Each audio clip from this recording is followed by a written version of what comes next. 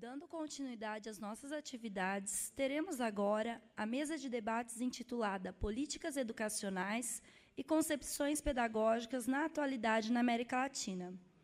Convidamos a professora doutora Ana Carolina Galvão Marcília, da Universidade Federal do Espírito Santo, graduada em Pedagogia pela Unesp de Bauru e doutora em Educação Escolar pela Unesp, em Araraquara. Realizou estudos de pós-doutorado na Universidade Estadual de Campinas.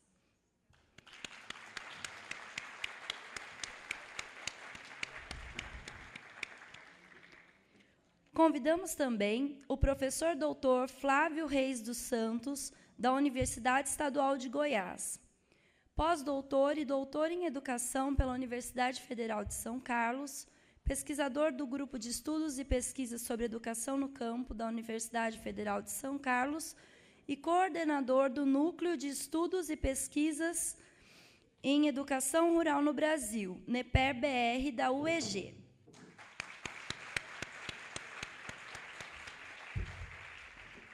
E para mediar esta mesa, convidamos a professora doutora Maria Cristina dos Santos Bezerra. Eu passo a palavra à professora Maria Cristina dos Santos Bezerra.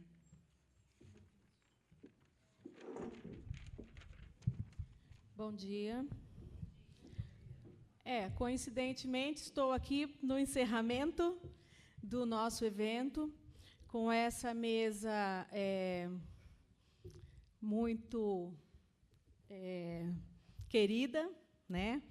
Tanto a Ana Carolina, que tem nos ajudado muito nas nossas concepções de educação e de ensino, que não dá para negarmos a importância que ela está representando agora na proposição de uma outra forma de olhar para o ensino e de olhar para a escola, e fazendo parte de um grupo de pesquisa muito bom na área do ensino. Então, Ana Carolina, é um prazer para nós recebermos você aqui. Seja sempre bem-vinda, porque você certamente faz parte do nosso grupo. Flávio Reis é um colega nosso do grupo de pesquisa, tem contribuído bastante, né, com a produção do grupo e enriquecendo também a produção, discutindo educação e discutindo políticas públicas para a educação rural. Então, é com um prazer muito grande que eu faço a mediação dessa mesa. Flávio, passamos, então, a palavra à professora Ana Carolina, né, seja bem-vinda. Não. Prevalecer primeiro as mulheres. Bom dia. Em primeiro lugar, muito obrigada pelo convite de todo o grupo. Muito obrigada pela acolhida, Maria Cristina. Me sinto parte do grupo de uma forma mais ampla. Apesar do frio, eu sou paulista, mas estou no Espírito Santo já há 6 anos. Nunca gostei de frio e agora gosto menos ainda, porque lá pouco faz frio. Então, sair para um lugar mais frio do que está lá agora. Agora está fazendo 20 graus lá, para a gente já está muito frio. E para vir para um lugar mais frio tem que ser realmente por encontrar amigos, né? Então, muito grata pela oportunidade disso. Como eu sempre sou muito desobediente com o tempo, eu me empolgo e acabo falando demais e ultrapassando o tempo, eu preparei um texto, eu vou tentar segui-lo para não me perder. Bom, o tema da mesa é políticas educacionais e concepções pedagógicas. Eu alerto desde já que eu não sou uma estudiosa do campo da política educacional, não é a minha área de estudo. Minha área de estudo é a prática de ensino, é a didática, que generosamente Maria Cristina mencionou aqui, vocês tirem uns 90% do que ela disse, mas sobre política educacional, menos ainda, que é a minha praia, né? Vim porque me senti muito honrada em ser convidada para a mesa, mas vou tentar tratar a política educacional falando especificamente sobre a reforma do ensino médio, mas não analisando a reforma em si como política educacional, mas sim a concepção pedagógica que está contida na reforma, né? Então, eu vou tentar fazer uma apresentação muito breve, muito resumida, sobre as teorias pedagógicas, e aí falar sobre a reforma que deforma a formação humana. Então, pensando numa introdução às teorias pedagógicas no seu caráter histórico e contraditório, a educação, como sabemos, é um fenômeno próprio dos seres humanos, porque tomamos como premissa que a atividade vital humana é o trabalho, que se explica pela relação de transformação da natureza pelos seres humanos. Então, o trabalho, em sua acepção ontológica, forma o ser humano por meio das mediações instituídas a cada novo ser da espécie por aqueles que já constituem o conjunto da humanidade. Então, humanizar o ser humano é um processo educativo. Entretanto, se a origem da educação coincide com a própria origem humana, o surgimento da classe de proprietários e não proprietários criou uma cisão, ficando a escola, desde a antiguidade, ou a partir na antiguidade, restrita aos membros de uma só classe. Lá na antiguidade, a dos homens livres. Na Idade Média, com uma educação controlada pela Igreja Católica, as igrejas paroquiais objetivavam a doutrinação dos camponeses para que se mantivessem sob controle, deixando para a nobreza e para o clero a formação em escolas monásticas e imperiais. E é do período medieval a criação das primeiras universidades, que permitiram à burguesia emergente participar de muitas vantagens que até então só pertenciam ao clero e à nobreza. É justamente a ruptura com o modo de produção feudal que coloca a burguesia como classe em ascensão, revolucionária, que defende a igualdade entre os indivíduos, fazendo-a reivindicar a substituição de uma sociedade com base no suposto direito natural por uma sociedade contratual, como diz Saviani.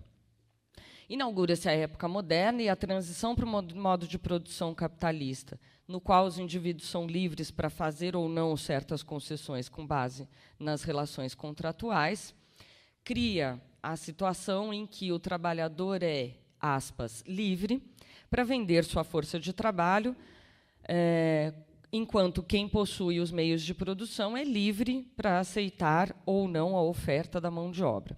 Esse é o fundamento jurídico da sociedade burguesa, que pressupõe uma igualdade formal. Igualdade formal, que, de fato, não é igualdade, né? Isso é tudo que não há entre burguesia e classe trabalhadora.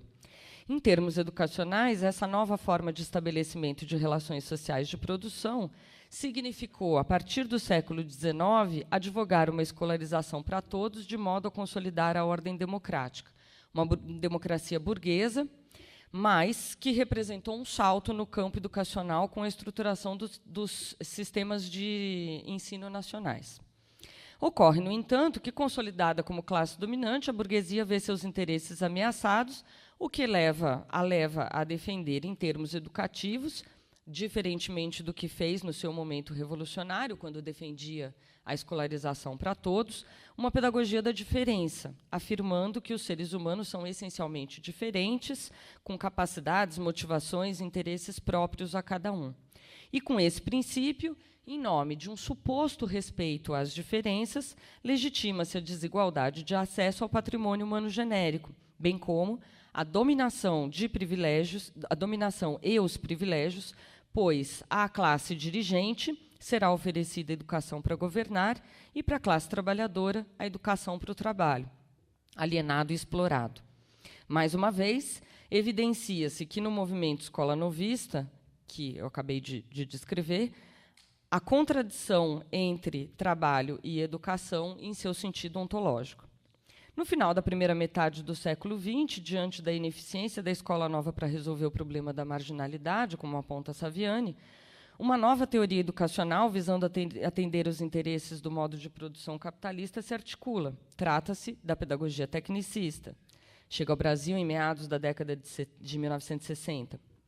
Nela, professores e alunos são deslocados ao plano secundário, sendo que a centralidade dessa pedagogia está organizada nos meios de operacionalização do trabalho pedagógico, que precisava minimizar as interferências que viessem a prejudicar o resultado esperado, qual seja, segundo Saviani, formar indivíduos eficientes, isto é, aptos a dar sua parcela de contribuição para o aumento da produtividade da sociedade.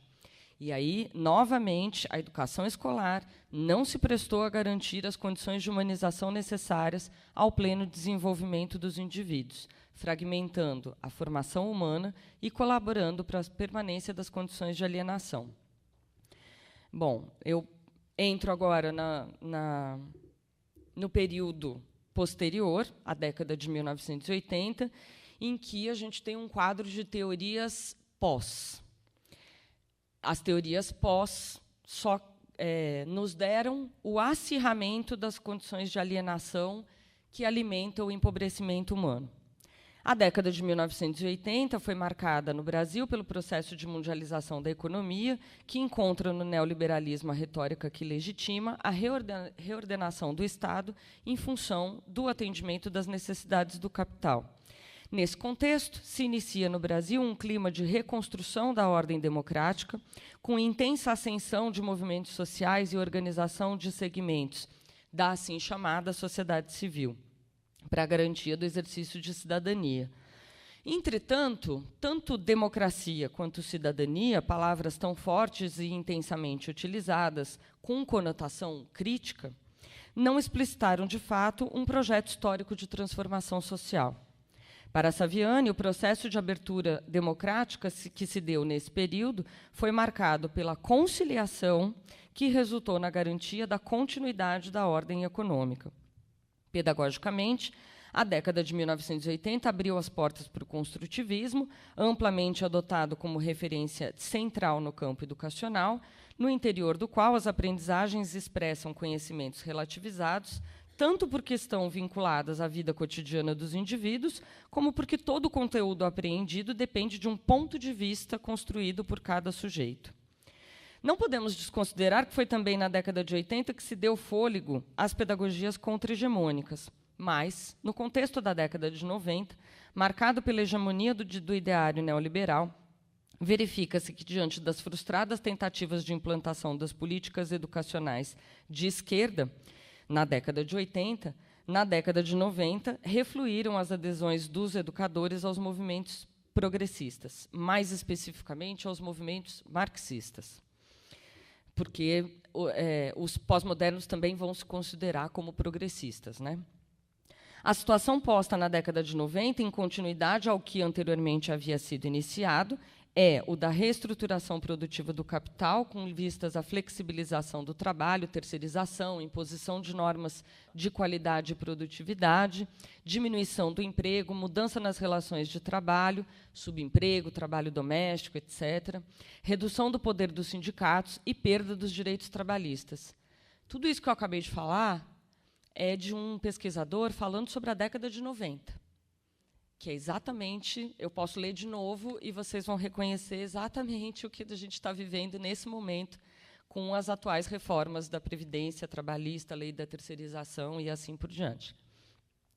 Em termos de ideias pedagógicas desse período, o que se estende até a atualidade, mas essa extensão até a atualidade não é linear, a gente tem que dizer que as atualizações aprofundam cada vez mais o esvaziamento da educação escolar, mas nessas atualizações a gente tem, então, as expressões chamadas por Saviani de neoprodutivista, neoescola novista, neoconstrutivista e neotecnicista.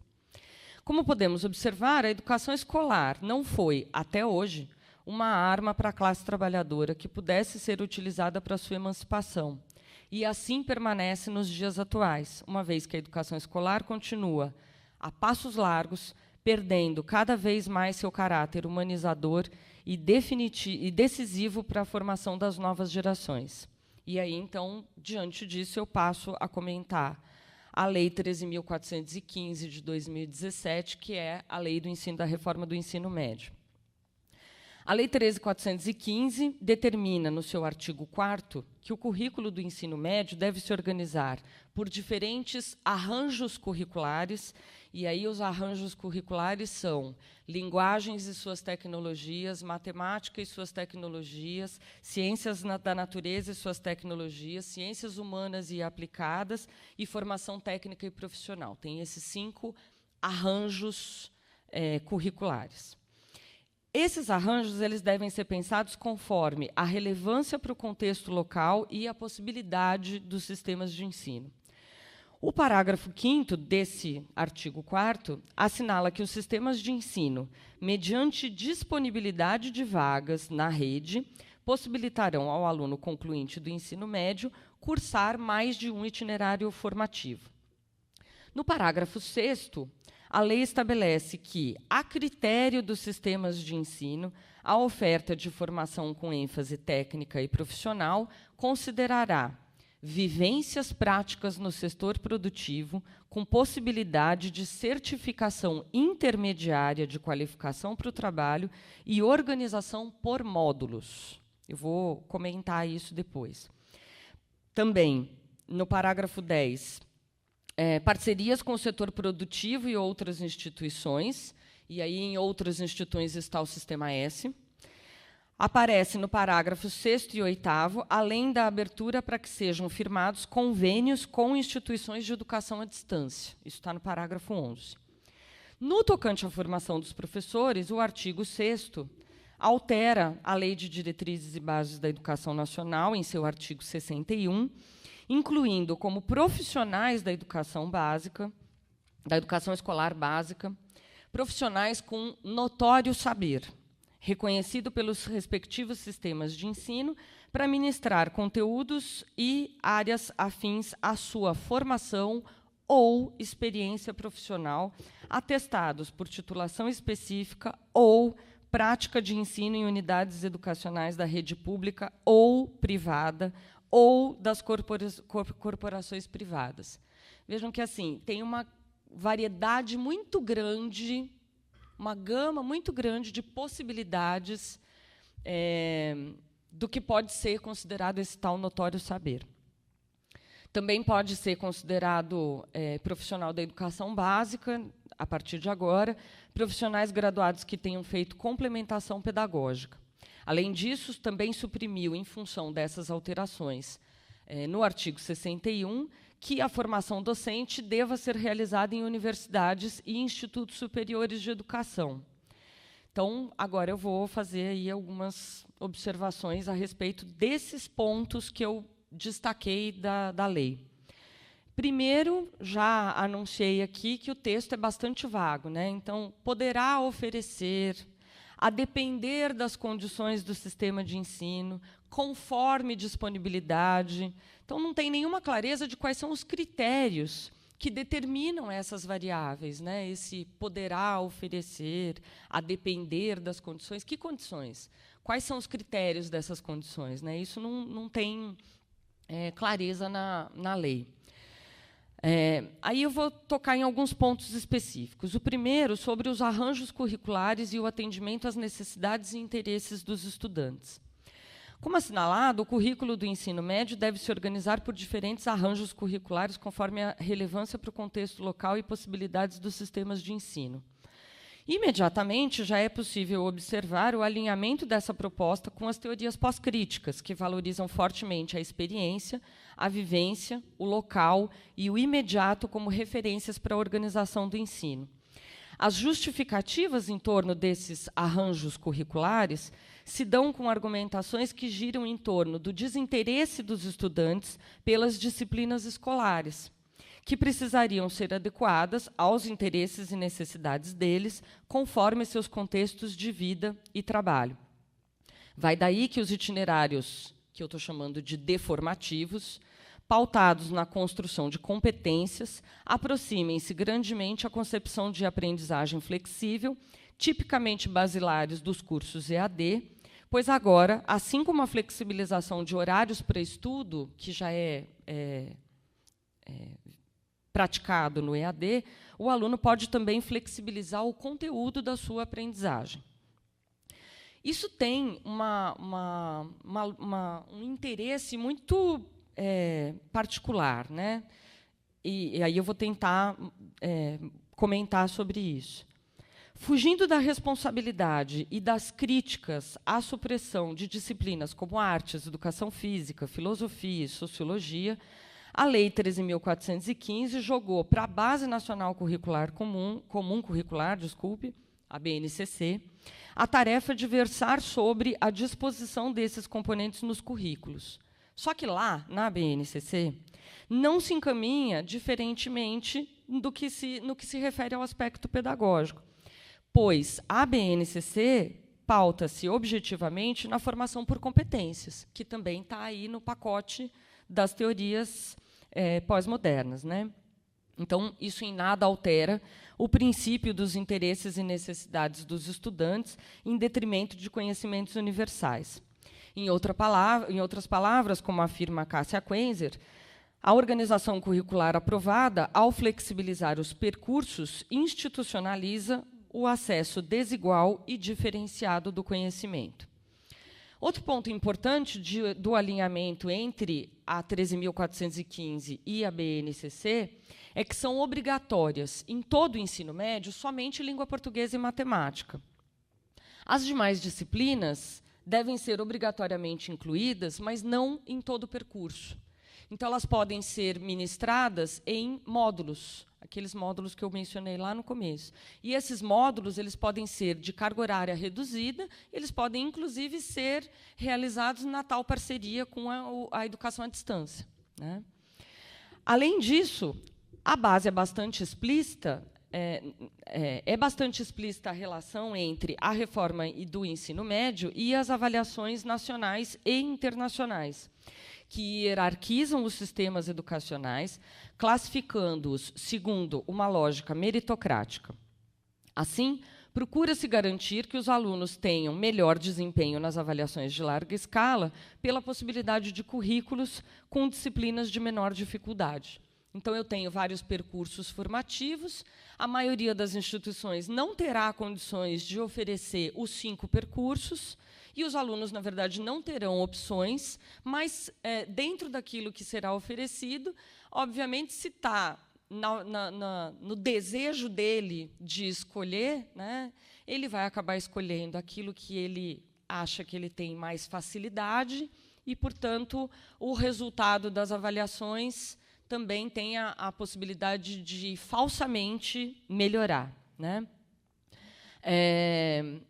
Então, essas disciplinas escolhidas, né, de menor dificuldade, dentro de um dos arranjos curriculares, vai proporcionar, em tese, o ingresso no mercado de trabalho, mas a gente tem que lembrar que ingresso no mercado de trabalho, para quem está pensando do ponto de vista capitalista, significa a entrada mínima, explorada, alienada, sem condições, com lei de terceirização, etc., etc.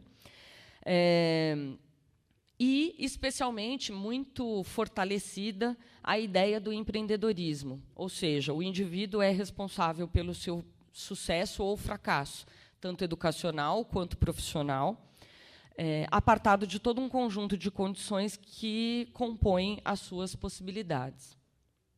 Uma segunda observação sobre a relação com o setor produtivo, as instituições privadas e a desqualificação da formação. Os tais diferentes itinerários formativos revelam uma concepção de ensino médio que reedita as ideias de FHC. Não só reedita as ideias, mas as pessoas também, né? Maria Helena Guimarães Castro, hoje secretária executiva do governo Temer, foi presidente do INEP e, depois de ser secretária da Educação em São Paulo, nos governos Serra e Alckmin. Ela foi presidente do INEP durante todo o governo, os 2 governos do Fernando Henrique.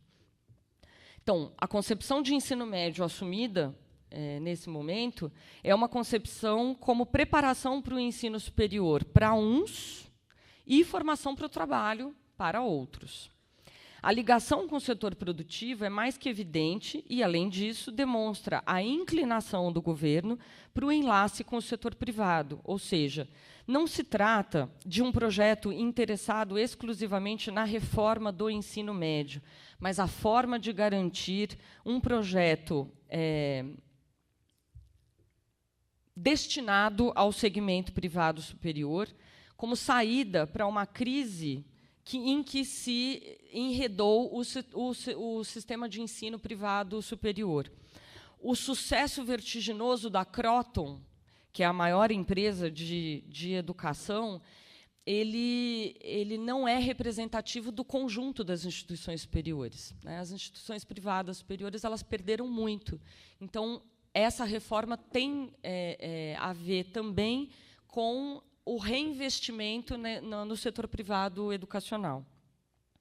Como seres educacionais, produtores e produtos da cultura, os indivíduos se desenvolvem e complexificam, o que lhes dá condições de captar, dominar e transformar a realidade. Quanto mais se complexifica essa relação, mais necessário se torna o desenvolvimento do psiquismo humano, que, ao converter os objetos da natureza em conceitos e realizando esse processo em suas máximas possibilidades, objetiva em cada indivíduo aquilo que o conjunto dos seres humanos acumulou historicamente. Segundo Martins, cria-se um universo, professora Lígia Márcia Martins, cria-se um universo simbólico, um universo conceitual, que, como tal, pode ou não refletir a realidade objetiva. A escola, sim, deve colocar-se a serviço, ou seja, permitir que os sujeitos captem o real, tornando-o inteligível. No entanto, a escola, como parte de engrenagem da sociedade capitalista, e a reforma do ensino médio inserida nesse contexto, não vem cumprindo seu papel de formação dos indivíduos e, portanto, tem colaborado inversamente para a sua desumanização. Apesar de o capitalismo ter o conhecimento como força produtiva e, portanto, não poder desprezar a escolarização da classe trabalhadora, a sociedade capitalista, segundo Saviani, desenvolveu mecanismos por meio dos quais procura expropriar os conhecimentos dos trabalhadores e sistematizar, elaborar esses conhecimentos e devolvê-lo de forma parcelada. Não é nada mais do que isso que a reforma do ensino médio está fazendo.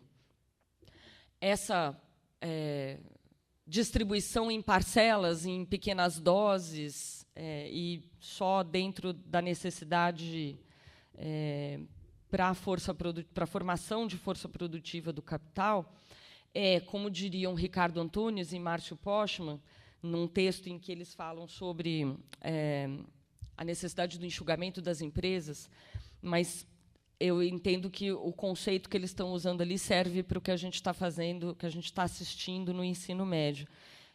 Está se sendo realizada uma liofilização dos conteúdos. Liofilização é um processo químico por meio do qual a gente extrai toda a substância líquida como, por exemplo, o leite em pó.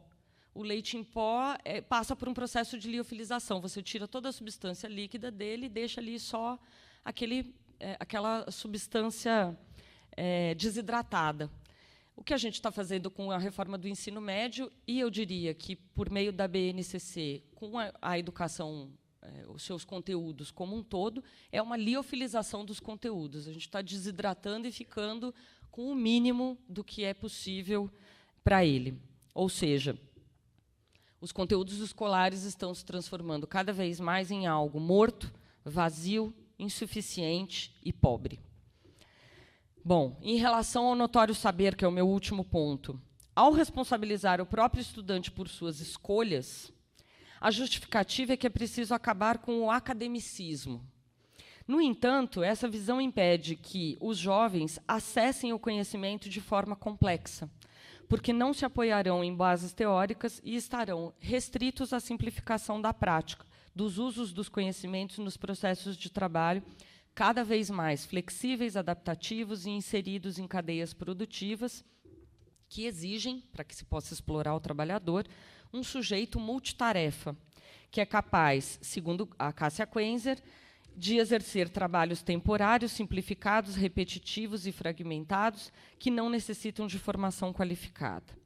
Essa ampliação de variedades de percursos formativos, portanto, para além do problema de responsabilizar o próprio estudante por suas escolhas, é um engodo, pois, a depender das condições da rede escolar, a tendência será reduzir a oferta, privilegiando as áreas que dependem menos de docentes qualificados e de recursos materiais e tecnologias mais sofisticadas. Não é difícil compreender que a reforma resolveu, portanto, pelo menos 2 grandes problemas para os sistemas de ensino. Primeiro, a falta de professores para as várias disciplinas e a dificuldade de resolver a precariedade de condições materiais das escolas. Então, não tem professor? Não tem problema, tem notório saber. Não tem laboratório, biblioteca, material didático suficiente? Não tem problema, trabalha com o outro arranjo curricular que precisa de menos recursos materiais para isso.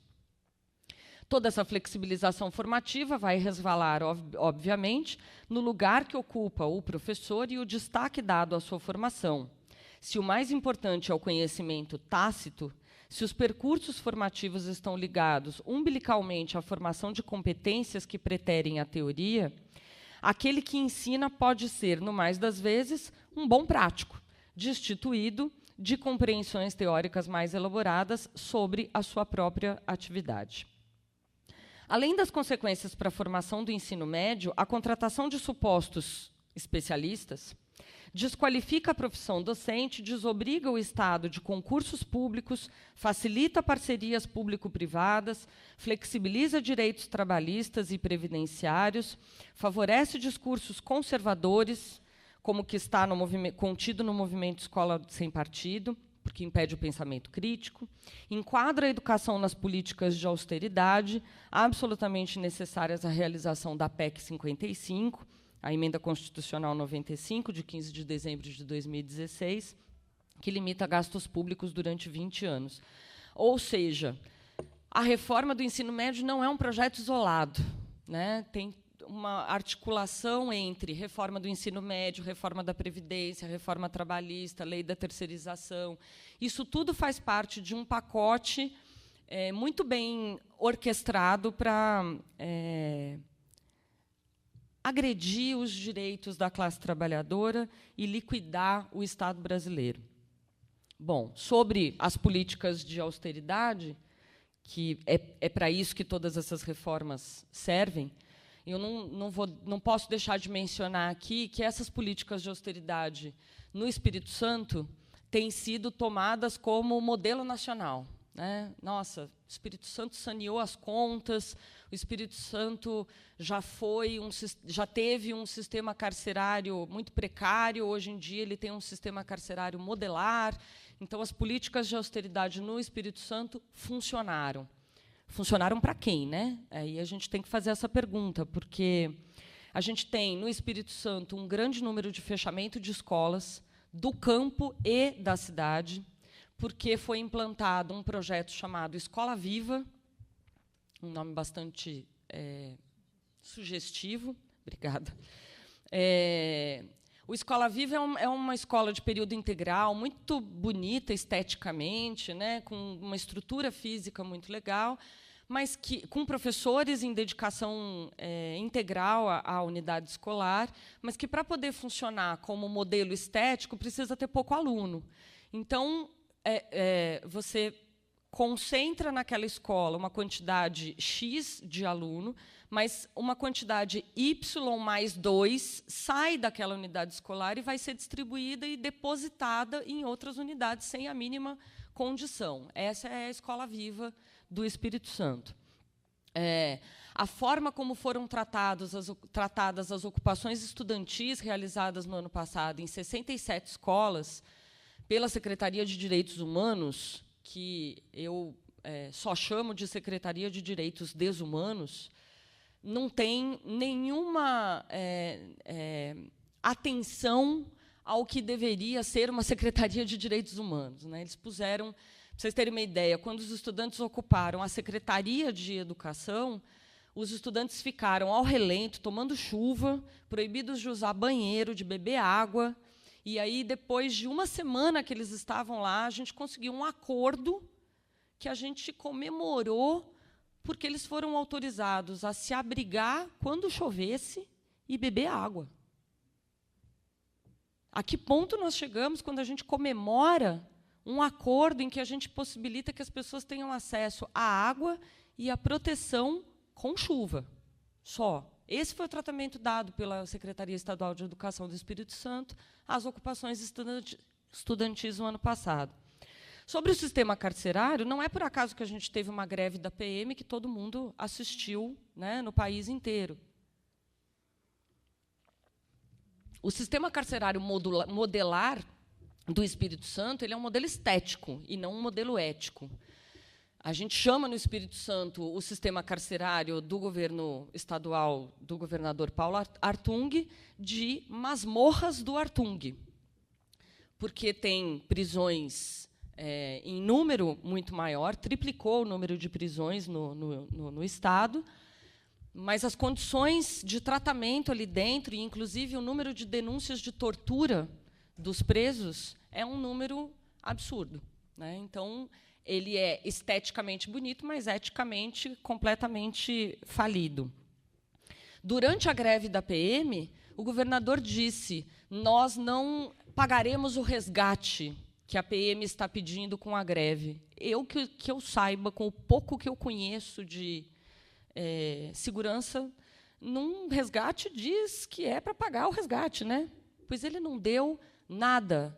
As mulheres que ocuparam os quartéis saíram de lá pedindo desculpas à população, porque estavam sendo ameaçadas, não só de processos administrativos contra seus maridos, mas também ameaças de morte, né? Elas foram extremamente agredidas e atacadas. E a PM tem uma série de problemas ali. E sobre isso a gente tem um documentário que está disponível no YouTube que se chama Quanto Vale uma Vida? Porque os números oficiais da greve do Espírito Santo falam em torno de 180 mortes. A gente sabe, pelo volume de pessoas que chegou ao Departamento Médico Legal, que esse número passa de 300. Então, durante o período de greve da PM, o que aconteceu foi um conjunto de extermínio da população de periferia. Enquanto a classe média e a elite capixaba gritava porque não podia ir ao supermercado, porque tinha medo de roubar seu celular, os jovens negros de periferia estavam morrendo. E estes não viraram número nas estatísticas, eles simplesmente desapareceram, né? E as suas famílias nunca tiveram respostas a respeito disso. E, finalmente, a reforma urbana. Vitória tem hoje, o Estado do Espírito Santo, desculpe, tem hoje 225 mil pessoas sem condições de moradia digna. Esse número vem crescendo absurdamente, porque, por conta das políticas de austeridade, as pessoas não conseguem pagar aluguel, né? E o prefeito de Vitória, senhor Luciano Rezende, sequer atende aos movimentos de ocupação urbana. Nós temos hoje, um movimento de ocupação num prédio do centro da cidade. Esse prédio sofreu reintegração de posse, mais de 100 famílias foram retiradas do prédio para o prédio ser lacrado e fechado. É um prédio que, assim como mais 100 do centro da cidade de Vitória, são prédios que estão fechados, que são prédios públicos que estão fechados. Esse, do qual eles foram retirados, é um prédio que já está há mais de uma década destinado para moradia social, mas emperrado na burocracia. E eles foram retirados de lá. E como eu disse, acho que o Luciano Rezende pensa que as pessoas viram purpurina, você joga no ar e elas desaparecem. Não é isso que acontece. Elas saíram de lá, elas precisavam de outro lugar para morar. Ninguém desaparece no meio do mundo. Consequência, eles fizeram outra ocupação, em outro prédio. Num antigo Hotel Sagres do centro da cidade, e hoje ocuparam mais um prédio, porque o Sagres não cabia a todas as famílias, então hoje eles ocuparam um outro. Então, tudo isso para dizer que as políticas de austeridade no Espírito Santo, elas não são o que passa no Jornal Nacional, né? Bom, nós temos nos manifestado cada dia mais, das mais diferentes formas, em favor da democracia, da liberdade e de melhores condições de vida para todos. O Márcio Postman esteve recentemente em Vitória e ele disse que a gente ainda não chegou no ponto ótimo da crise para fazer a virada. E, infelizmente, ele disse que vai demorar uns 10 anos para a gente chegar nesse ponto ótimo. Mas a gente não vai chegar nesse ponto ótimo nem amanhã e nem daqui 10 anos se nós não intensificarmos a nossa luta em diferentes campos. Na escola, nas escolas, nos sindicatos, nos movimentos sociais, nos partidos. E, nesse sentido, são urgentes os nossos esforços em torno da formação das novas gerações, especialmente dos estudantes do ensino médio. Digo isso porque é preciso celebrar a coragem dos jovens que, a despeito de todas as condições adversas, continuam, especialmente no caso da Universidade Federal do Espírito Santo, sendo, como movimento estudantil, não DCE, porque o DCE de lá é de direita, mas a gente tem outros movimentos secundários que se fortalecem como movimentos progressistas. Eles têm sido um grande ponto de apoio para todos nós que temos continuado as nossas lutas. Os estudantes da educação básica e do ensino superior, com as suas ocupações e greves, nos lembram por que permanecemos na luta. Nos provam que a realidade se movimenta no interior das contradições e que, tão forte quanto as repressões e retrocessos, é a nossa disposição para não recuar e não esmorecer. Principalmente para não esquecer que, enquanto estamos aqui, milhares de pessoas, milhares de seres humanos são perseguidos, passam fome, morrem, dormem nas ruas, por conta de um modo de produção que massacra, no Brasil, 100 milhões de pessoas, em detrimento de, literalmente, 6 pessoas. Contra o capital não se luta de forma parcelada, precisamos de unidade. Se a revolução necessita de fortes organismos de base, como associações, sindicatos e partidos, a possibilidade de compreender e aderir à luta revolucionária passa pelo mais alto grau do desenvolvimento humano e da compreensão da realidade. Essa elevação se dá pela apropriação da cultura em suas formas mais desenvolvidas, cujo acesso sistematizado e intencional se dá por meio da escola. Dessa forma, mudar nosso rumo, que caminha para o aprofundamento da barbárie, eu estou chamando de aprofundamento, porque, para mim, isso já é barbárie, nós não estamos a caminho dela, depende também, entre outras coisas, da adequada formação escolar da classe trabalhadora. Não se trata, como diz o Saviani, de uma consciência ingênua, impotente, ilusória, mas sim uma consciência crítica, ciente dos limites e condicionantes objetivos aos quais estamos submetidos. E que, justamente pela via da consciência filosófica, nos permite assumir o compromisso com a causa da educação, como afirma Saviani, atuando nas instituições existentes, impulsionando dialeticamente na direção de novos objetivos. Do contrário, ficaremos inutilmente sonhando com instituições ideais, que nunca conseguiremos alcançar. Por isso, como eu aprendi com uma professora muito respeitada no campo da educação do campo, professora Celita Farel, a gente não tem o direito de dizer não posso, não sei, não vou e não quero. Como diz o Frigoto, se nada fizermos, o futuro dos jovens está interditado, e é a rebeldia que deve nos colocar em marcha na mesma direção. Muito obrigada.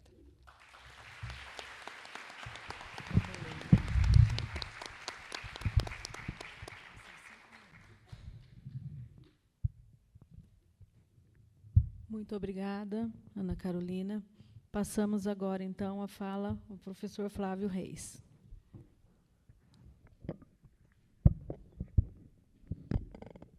Muito obrigado, Maria Cristina.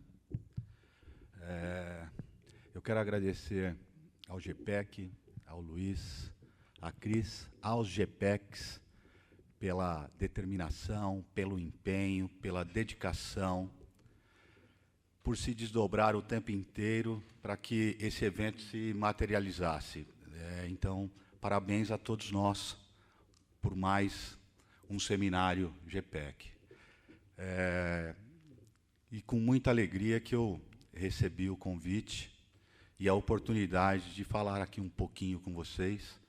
Ana Carolina, é um imenso prazer compartilhar essa mesa contigo. Cris, ter você mediano é muito legal. E ter vocês aqui, resistentes, no último dia, para nos ouvir, é muito importante e muito gratificante. Ao longo desses dias, nós tivemos a oportunidade de ouvir intelectuais da mais pura grandeza discutir aqui a temática da educação e, mais especificamente, a temática da educação no campo, da educação do campo e da educação rural.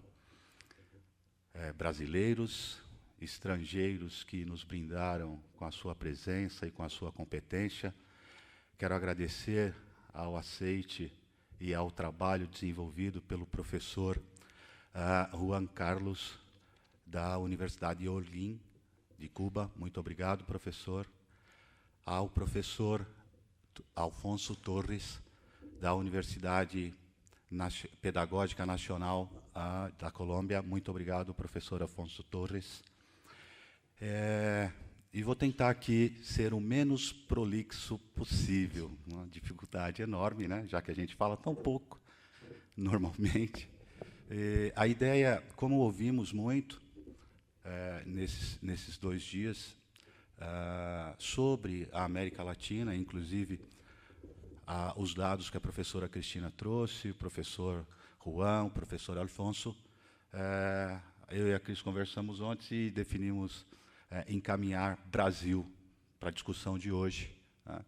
Então, a ideia, na verdade, é trazer um breve histórico das políticas públicas para a educação do campo, para a educação rural no Brasil. Mais especificamente, mais especialmente, a partir das lutas empreendidas pelos movimentos sociais em nosso país, sobretudo aquelas desenvolvidas pelo movimento dos trabalhadores rurais sem terra e os demais movimentos sociais, obviamente, extremamente importantes, que empreenderam luta, e não foram poucas. Não tivemos só êxito, sucesso, mas enfrentamos muitos fracassos, muitas frustrações diante do poder da burguesia e do seu braço, o Estado. Gostaria muito de fazer um resgate aqui da legislação a partir da Constituição Imperial de 1824 e trabalhar as 7 constituições, mas, infelizmente, não vão deixar. Então, a ideia realmente é falar um pouco sobre o direito à educação, e as lutas empreendidas pelos movimentos sociais e as nossas principais conquistas. Tá ok? Peço, então... Não, eu vou ser rapidinho. Vou tentar, né? Então, a ideia é essa, né? É mostrar que as políticas públicas expressam, de fato, a materialização dos nossos direitos sociais, né? E de sua universalidade. E é em busca desse acesso, dessa permanência à escola de boa qualidade, que a gente vem lutando, sobretudo, com o processo de superação da ditadura civil-militar na década de 80. Alguns são bem novinhos, né, não lembram desse tempo. A gente também não está tão velho assim, né? Lógico que não, sim. Então, a emergência, gostaria também de falar sobre a emergência dos movimentos sindicais, mas também não vão me deixar. Então, portanto, vamos diretamente ao ponto, tá certo?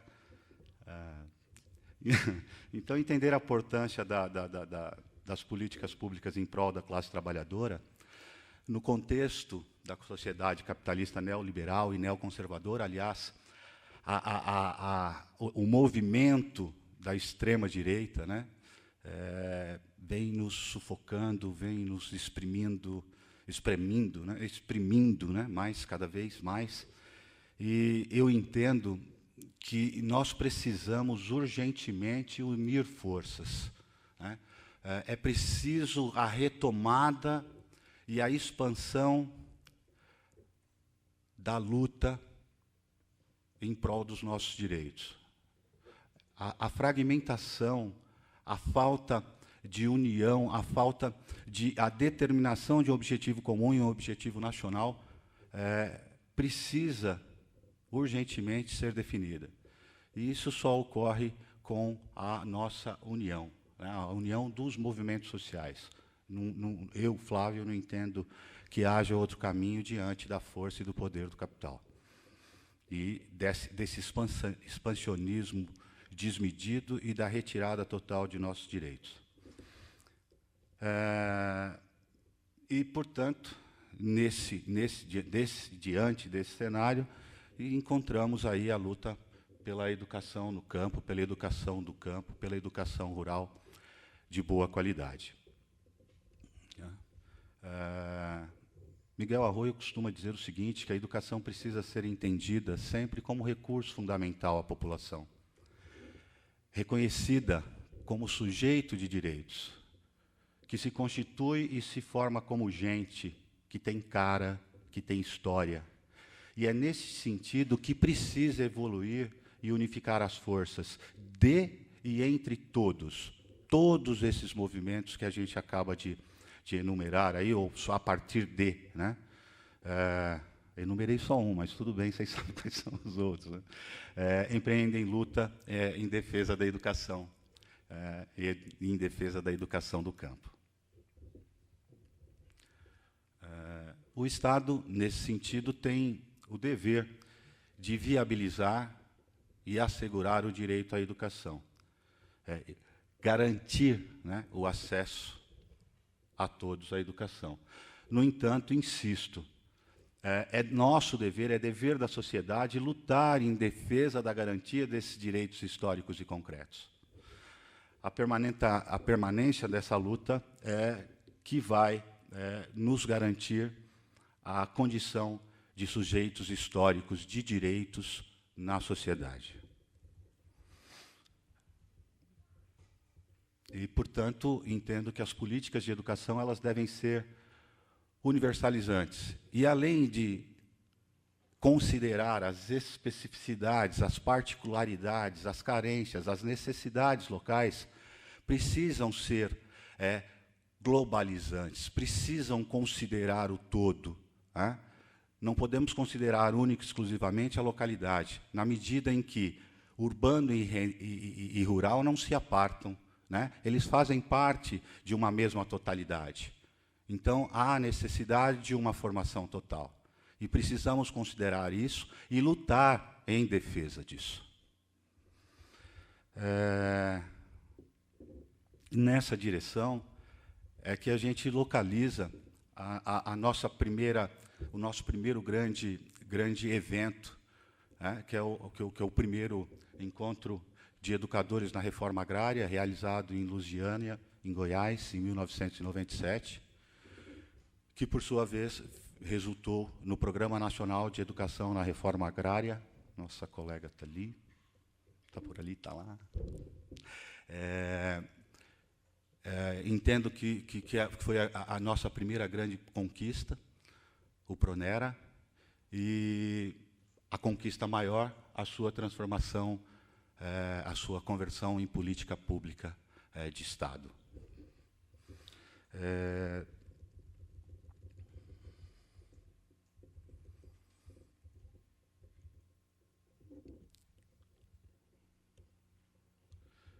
E nessa direção, a gente tem que buscar externalizar que a luta em defesa de uma formação escolar ampla para os sujeitos do campo representa, primeiramente, uma problemática econômica, visto que as prioridades da classe dominante concentram-se na reprodução e manutenção do capital em suas mãos, e não na satisfação das necessidades para assegurar a existência desses direitos da classe trabalhadora. chamamos a atenção ainda para o fato de que o Estado, por meio de sua estrutura burocrático-administrativa e de seus mecanismos de fiscalização e controle, historicamente esteve, está e, ao que tudo indica, estará a serviço da classe dominante. Portanto, necessitamos entender, apreender que o papel desempenhado pelas políticas públicas sejam políticas públicas de Estado, na medida em que procuram atender às reivindicações dos movimentos sociais, mas sem perder de vista a satisfação em contrapartida, e aí o seu papel em defesa da burguesia, impostas pelo capitalismo nacional e internacional.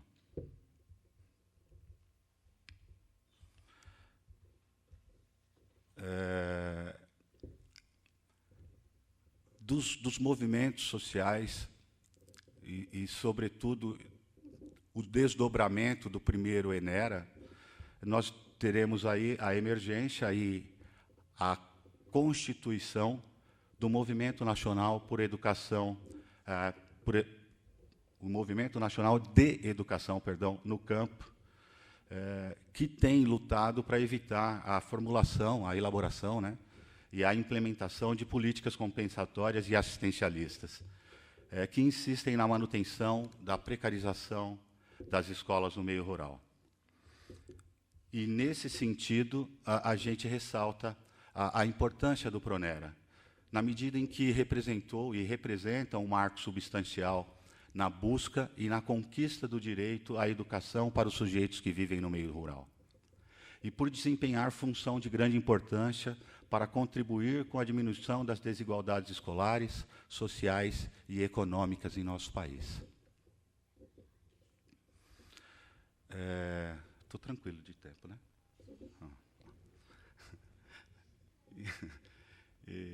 E a participação do movimento social em defesa da educação do campo em nosso país tem sido bastante efetiva e bastante efetiva junto ao Ministério da Educação, junto ao Conselho Nacional de Educação, junto ao Conselho Nacional de Secretários de Educação, à União Nacional de Dirigentes e outras instituições e organizações. E essa atuação resultou em algumas conquistas. Eu vou procurar ser breve. Tá. Primeiramente, na resolução CNE-SEB número 1 de 2002, que estabelece as diretrizes operacionais para a educação básica do campo.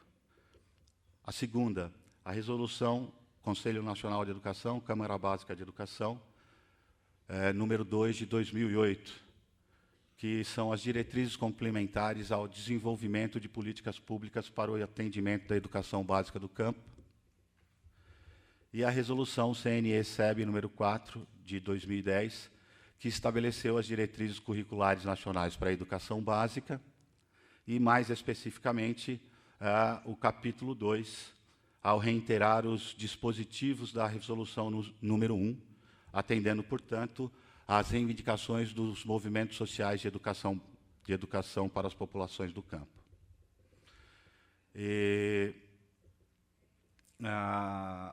Eu gostaria de indicar e sintetizar a nossa fala, já que estão todos cansados,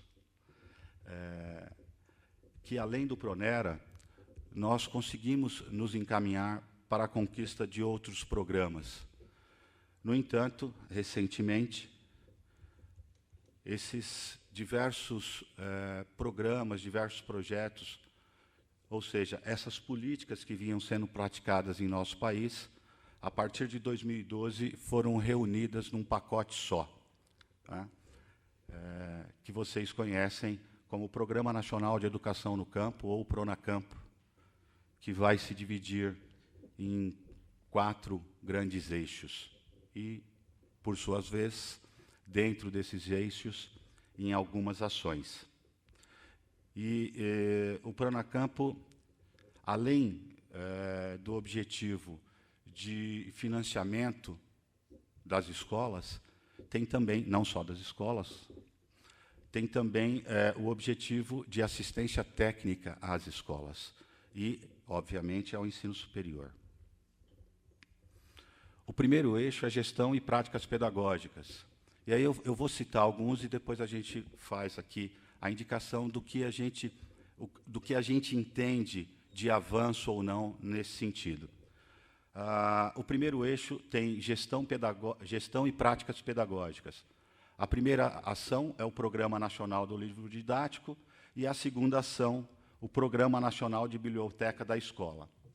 É um tanto quanto complicado entender como é que um Programa Nacional do Livro Didático, Campo, e um Programa Nacional de Biblioteca da Escola, PNBE temático, é construído, o material é construído por empresas comerciais, né, que atuam em defesa da propriedade privada da terra, da grande propriedade, do capital nacional, do capital internacional.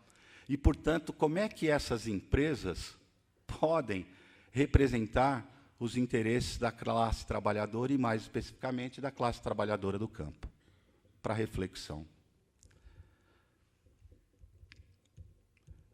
A terceira ação do primeiro eixo é o programa Mais Educação, que atendeu, em 2012, mais de 9.700 escolas do campo.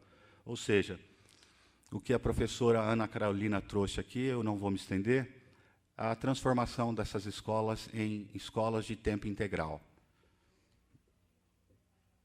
E as atividades de acompanhamento pedagógico nessas escolas, a permanência e o trato com as crianças nessas escolas são extremamente deficientes, lamentavelmente. O programa Escola da Terra, a melhoria do acesso e permanência e aprendizagem dos alunos do meio rural. Essa é a ação 4. Nós entendemos que essas 4 ações podem ser consideradas, em certa medida, resultado, e são, né, resultado da luta pela educação no campo. No entanto, apontam apenas o primeiro passo e precisam de uma série de ajustes e de adequações para atender, de fato, às carências e às necessidades da população do campo, de uma escola e de uma educação de qualidade. O segundo grande eixo está centrado na formação de professores. A primeira ação, formação inicial de professores em curso de licenciatura em educação no campo, o Procampo, né, que era anterior também ao Pronacampo e que foi incorporado. A ação 2, a formação continuada de professores, gestores e coordenadores pedagógicos. A ideia é que essa formação se estenda e não se restrinja a determinadas localidades, a determinados focos, a determinadas regiões. O terceiro grande eixo está na educação de jovens e adultos e a formação profissional tecnológica, né, o Pronatec Campo. A primeira ação é o EJA Saberes da Terra, e aqui a gente tem um grande problema. Na medida em que a nossa sociedade vem enfrentando uma desmobilização muito grande na luta pela educação de jovens e adultos. Apesar da constatação de que em nosso país existam mais de 16 milhões de analfabetos, eles estão completamente invisíveis e à margem do processo de ensino do sistema público. A EJA, nessa situação, nessa condição, no interior do Pronacampo, foi completamente subordinada à lógica de instrumentalização para o emprego imediato e extremamente deficiente. E a segunda ação, a inclusão social de jovens e adultos que vivem no campo, que é o Pronatec Campo, né? Representa uma política que foi instituída verticalmente, não houve qualquer possibilidade de discussão, não aconteceu qualquer possibilidade, não ocorreu nenhuma discussão sobre a definição de princípios, de fundamentos, de conteúdos, de forma. Nenhum contexto histórico das lutas e das experiências dos movimentos sociais em defesa da educação do campo foram consideradas para a organização, para a constituição do Pronatec Campo. E, nesse sentido, eu trago aqui uma fala do Fórum, um recorte do Fórum Nacional de Educação, o FONEC de 2013, que diz, na correlação de forças da implementação dessa política e de distanciamento impostos pelas instâncias de poder do Estado, bem como pelo fato de haver muito dinheiro envolvido, que ostenta um potencial de cooptação das próprias lideranças dos trabalhadores do campo e dos trabalhadores da educação, o FONEC complementa essa denúncia ao afirmar que o Pronatec Campo contribui para impedir o questionamento do acesso aos cursos técnicos, com escolarização que constitui de fato a primeira necessidade dos trabalhadores, independente de terem ou não consciência da importância dessa formação. E, por fim, o quarto eixo, infraestrutura física e tecnológica.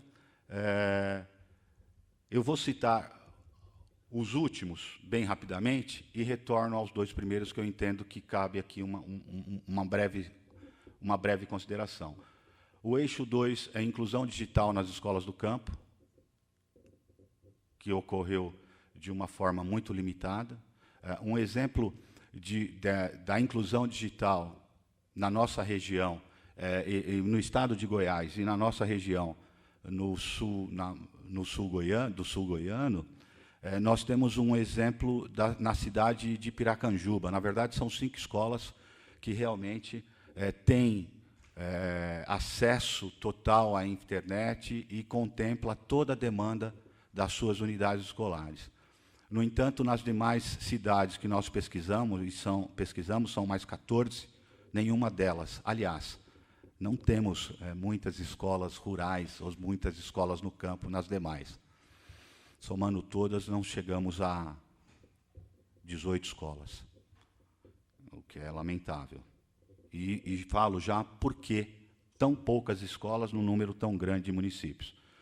A extensão e o desmembramento do programa Dinheiro Direto na Escola, e aí, programa Dinheiro Direto na Escola Campo, PDDE Campo, PDDE Água e Esgoto Sanitário, a instalação de esgoto sanitário, mas como instalar esgoto sanitário em escolas que não existe uma rede de esgoto sanitário na região. No máximo, o que ocorre é a instalação de fossas sépticas, que se eternizam quando há essa instalação. E aí, retornando lá, e há o Luz para Todos na escola.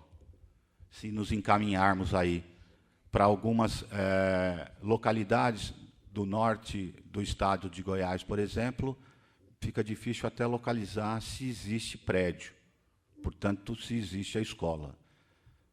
E a escola, em materialidade, existe, na medida em que o professor, que desempenha as mais diversas funções, se desdobra para montar pelo menos uma cabaninha para desenvolver as suas aulas lá. Essa é uma realidade, lamentavelmente, ainda no nosso país.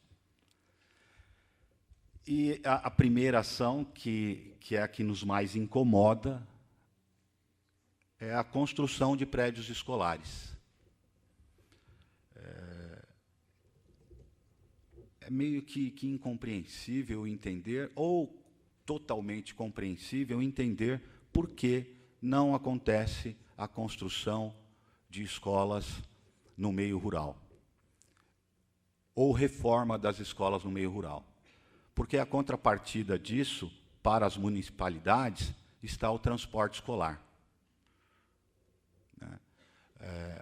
A cidade de Morrinhos, onde nós atuamos, por exemplo, na década de 80, na passagem da década de 80 para a década de 90, atingiu um número de 87 escolas rurais.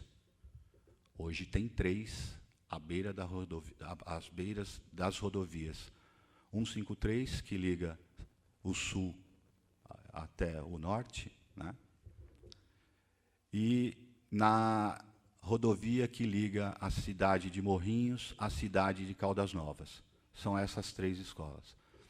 Em estudos recentes que nós realizamos, alunos de algumas localidades passam em torno de 10 horas e 20 minutos no transporte escolar.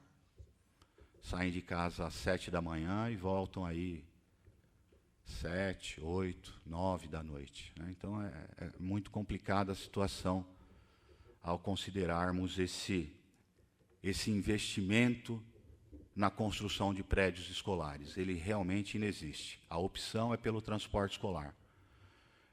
E quando vamos verificar as condições desses transportes escolares, a situação é realmente desesperadora. Ônibus sem chão, ônibus sem janela, ônibus sem pneu, ou sem pneu, porque é completamente absurda a condição. Algumas regiões, quando chove, é impossível o acesso, portanto, as crianças ficam sem aulas. Muito bacana ver isso no papel e tomar isso quando vamos para a realidade. Então, a gente denuncia aqui um desinteresse, se não total, quase que total, por parte das administrações públicas municipais em construir escolas. Pois tanto os prefeitos quanto os seus companheiros, os seus partidários locais, se orientam, obviamente, pela lógica do capital, em que a racionalidade está concentrada exatamente na promoção desse transporte de crianças do meio rural para as cidades. A qualidade desse transporte, o desgaste dessa criança, se ela come ou não, se ela tomou banho ou não, se ela vai chegar ou sair de casa ou não, isso não vem ao caso. Em situação alguma, essas questões são consideradas. Esses prefeitos alegam que tanto a construção das escolas quanto a sua manutenção são extremamente onerosas, sobretudo a folha de pagamento, né? E aí, funcionários, professores, diretores, funcionários técnicos administrativos, despesa com luz, com água, babá. Quando nós sabemos que, na prática, e isso cientificamente constatado, não sai mais caro, né? O problema é que a possibilidade de desvio é muito menor. Tá? Então, o transporte escolar, nós temos dois grandes projetos que se encaminham e ficam sobre a responsabilidade exclusiva da municipalidade, que é o PNAT, né, Programa Nacional de Apoio ao Transporte Escolar, e o Caminho da Escola, que é a aquisição de transporte escolar. Ônibus, micro-ônibus, vans, barcos de pequeno e médio porte. A gente encontra esses ônibus em algumas localidades, encontra. No nosso município lá de Morrinhos, por exemplo, tem, se eu não me engano, 9 ônibus. Eles estão estacionados no pátio da prefeitura. Por quê? Porque o transporte escolar foi terceirizado, né? E isso não acontece só lá, em todas as cidades da região. Nós desenvolvemos um outro trabalho em Goiatuba também, a situação é a mesma. E, na verdade, a empresa que administra o transporte, por exemplo, em Goiatuba, está sediada na cidade de Goiânia. Então, quer dizer, nem fazer parte, não conhece nada do município e tem a concessão. Fomos verificar, é primo de não sei de quem, né, e por aí a coisa se encaminha. E o problema que nós enfrentamos e temos enfrentado é o acesso a documentos. Eles simplesmente não existem, e se existem, estão na casa de alguém. Em Goiatuba a coisa está complicada, a gente conseguir acessar essas informações. Então, neste cenário, e diante de, a gente só pode entender que o transporte escolar constitui exclusivamente ação antieducativa, né? Pois insiste, persiste no encerramento, no fechamento total das escolas rurais. O que entendemos, portanto, que constitui crime. Fechar a escola é crime. Tá?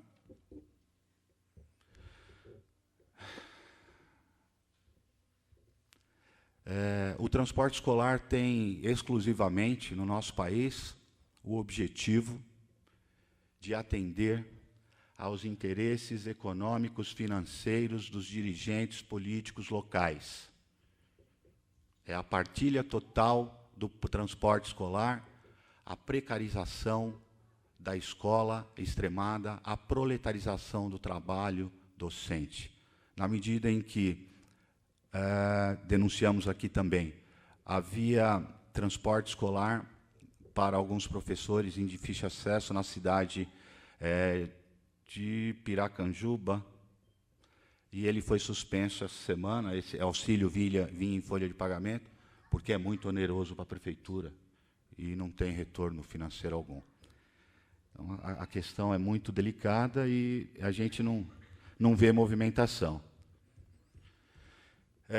Bem, acho que já cansei vocês bastante, eu vou procurar encerrar aqui.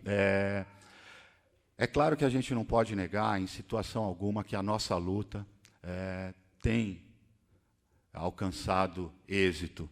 O Pronera é um exemplo claro disso, né? Na medida em que alfabetizou e promoveu o acesso a um número significativo de trabalhadores rurais à educação. Também não podemos aqui negar que houve e há uma importância muito grande na constituição desses 4 eixos e dessas ações do Pronacampo. Não podemos negar isso, é lógico que é positiva, apesar das suas deficiências e das suas falhas. Mas também temos que ressaltar que nós temos um problema estrutural, né?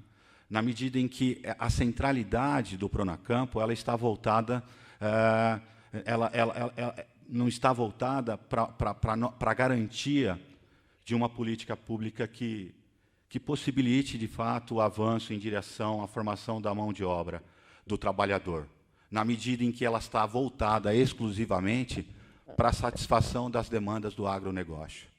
Tá? Nós entendemos que um dos maiores problemas, e talvez a maior deficiência dessas políticas, seja realmente a fiscalização,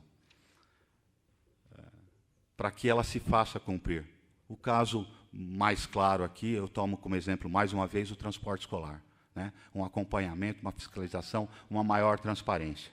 Então, o Ministério da Educação, o Conselho Nacional de Educação e as demais autarquias do governo que regulam e regulamentam a educação brasileira, que instituem a legislação, que promovem, né, elaboram e implementam as políticas públicas, por meio das mais diversas medidas, ou seja, pareceres, portarias, resoluções, decretos, mas, na prática, quem tem o poder de fechar a escola, por exemplo, é o município. É isso, gente. Obrigado pela atenção de vocês.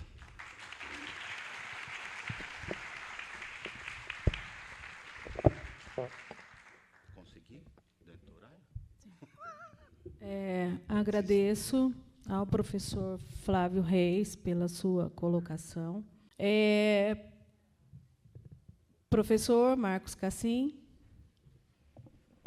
Bom dia, desculpa por votar a favor de mais meia hora, porque eu tenho uma pergunta, né? Não só uma pergunta, mas uma preocupação, e eu gostaria que a mesa comentasse um pouco, né? A questão do esvaziamento, né? Ou seja, o esvaziamento de conhecimento da escola na reforma do ensino médio, e não só o esvaziamento do conhecimento e a produção de conhecimento das escolas a partir da reforma, como uma das reformas do próprio Estado, a questão da Previdência, a questão da reforma do trabalho, E isso, como foi falado pela Ana, vai exigir uma resistência muito grande, e não só uma resistência, uma mobilização muito grande, né? Então, a questão é como fazer essa resistência na defesa da escola, de uma escola esvaziada de conhecimento e de formação. Nesse sentido, essa resistência por uma escola de qualidade, produtora de conhecimento e universalização do conhecimento, qual o papel dos sindicatos, dos movimentos sociais, dos partidos políticos, para formar essa população para resistir a esse desmonte do Estado? Tomando como exemplo os movimentos sem terra e os movimentos sem teto, que organiza uma população que menor tem acesso à escola, e quando tem acesso à escola, é a de pior qualidade. E são os dois grandes movimentos que têm sido feito a resistência da reforma do Estado. Obrigado.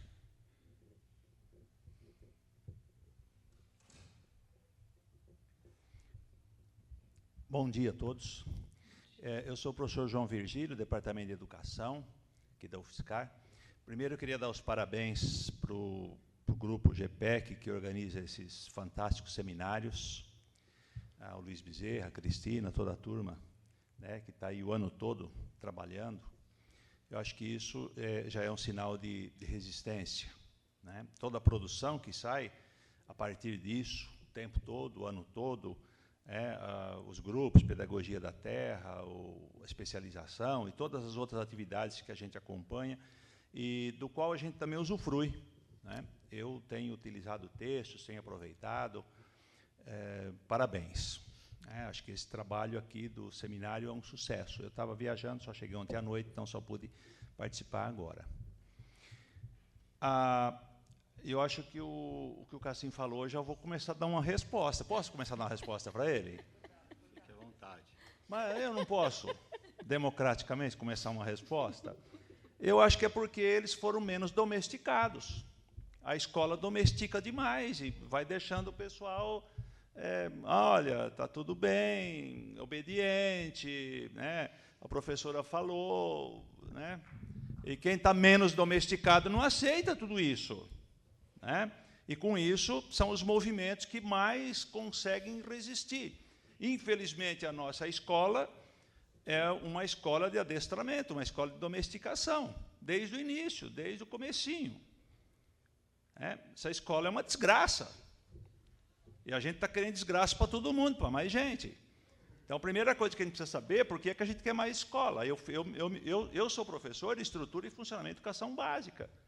Agora eu vou dar a filosofia da educação para uma turma, aí eu vou ter que pensar muito isso. Que escola?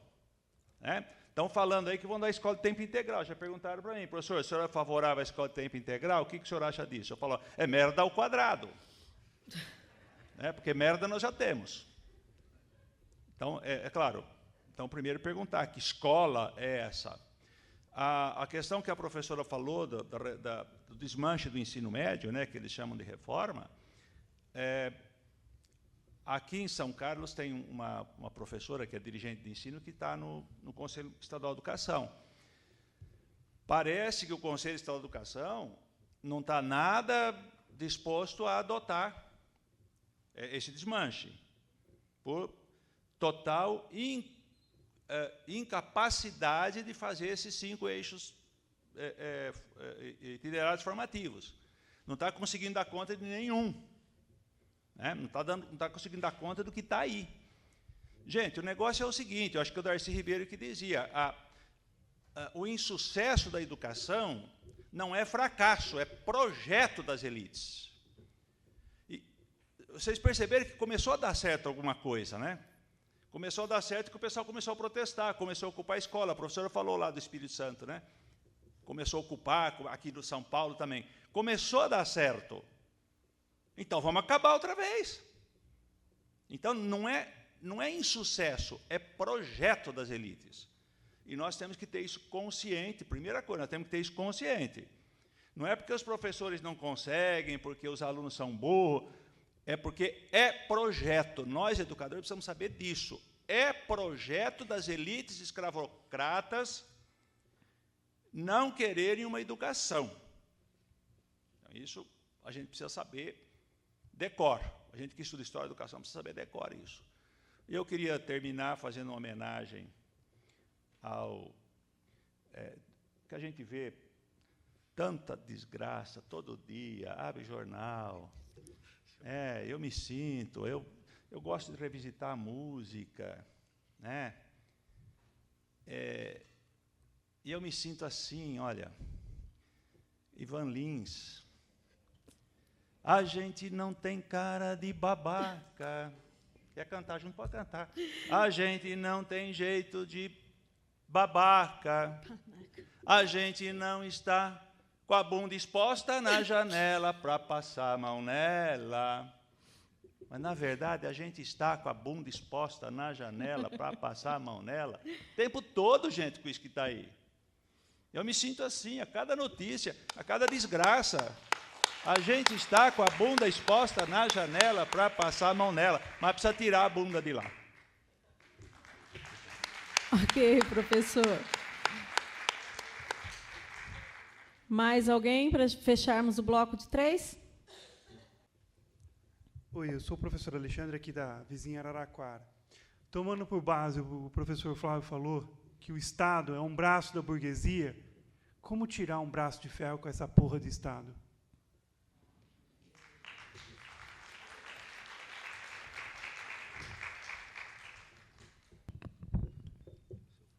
Bom, muito obrigada pelas considerações. Professor Marcos, muito obrigada pela sua questão. Eu agradeço porque isso retoma a ideia do esvaziamento da escola, né, do conteúdo escolar. E aí, como é que a gente faz isso? Como é que a gente cria pessoas que vão ter um papel de resistência se a escola não tem conteúdo de resistência, né? Bom, tanto eu quanto o professor Flávio dissemos aqui da necessidade de unidade, que eu acho que é uma coisa que nos tem faltado. A gente não tem tido unidade. Então, a gente não encontra unidade na luta progressista. Então, um quer ser protagonista aqui, o outro quer ser protagonista ali, e isso vem fragmentando as nossas forças. Já não são muitas, e a gente ainda está fazendo o desserviço de nos partir, né, em pequenos grupos. Só para dar um exemplo, no ano passado, nós pedimos à minha seção sindical que fizesse uma assembleia que discutisse como é que a nossa seção sindical, a ADUFES, ia tratar do processo de impeachment que estava acontecendo. Nós é um grupo de mais de 80 professores que fizeram um abaixo-assinado pedindo esta assembleia. Nós não estávamos determinando que a gente queria que chamasse de golpe ou que a gente queria evitar que chamasse de golpe. A gente estava pedindo uma assembleia justamente para definir como é que nós íamos tratar da questão. Pois o sindicato demorou 3 meses para pautar o assunto. E só o fez por conta de 3 meses de pressão e escracho que nós tivemos que fazer com eles. Quer dizer, como é que eu preciso escrachar o meu sindicato para se posicionar politicamente num processo como o que aconteceu o ano passado? Eu considero um absurdo, um completo despropósito eu ter que chegar nesse ponto, né? Eu acho que era obrigação do sindicato ter isso como pauta de primeira hora. Né? Se a gente vai chamar de golpe, se não vai chamar de golpe, era esse o assunto da Assembleia. Mas a posição do sindicato era tão avessa ao assunto que eles se negaram a pautar a discussão. Eles fizeram todo tipo de manobra para não ter a discussão. Como é que eu posso contar com um sindicato desse? Por isso que, na minha fala, eu disse que o meu melhor ponto de apoio dentro da universidade hoje são os estudantes. Não é o meu próprio sindicato. Né? É o movimento estudantil e não é o DCE, porque o DCE é ligado, não ele, mas a gente tem 2 movimentos que ocupam grande parte do DCE hoje que são ligados à direita, um deles ligado ao MBL. Então, assim, se a gente não se juntar, vai ficar muito complicado. Nós tivemos, na primeira greve geral, um movimento muito interessante de participação do MST.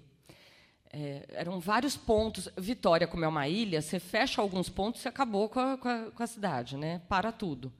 Então, nós tínhamos resistência em vários pontos, mas eram pequenos grupos, cada grupo se virando do jeito que dava para fazer a resistência ali naqueles pontos para fechar a cidade, com poucas pessoas. A gente não tinha muita gente, não tinha um número expressivo. E aí as carreatas do MST começaram a chegar.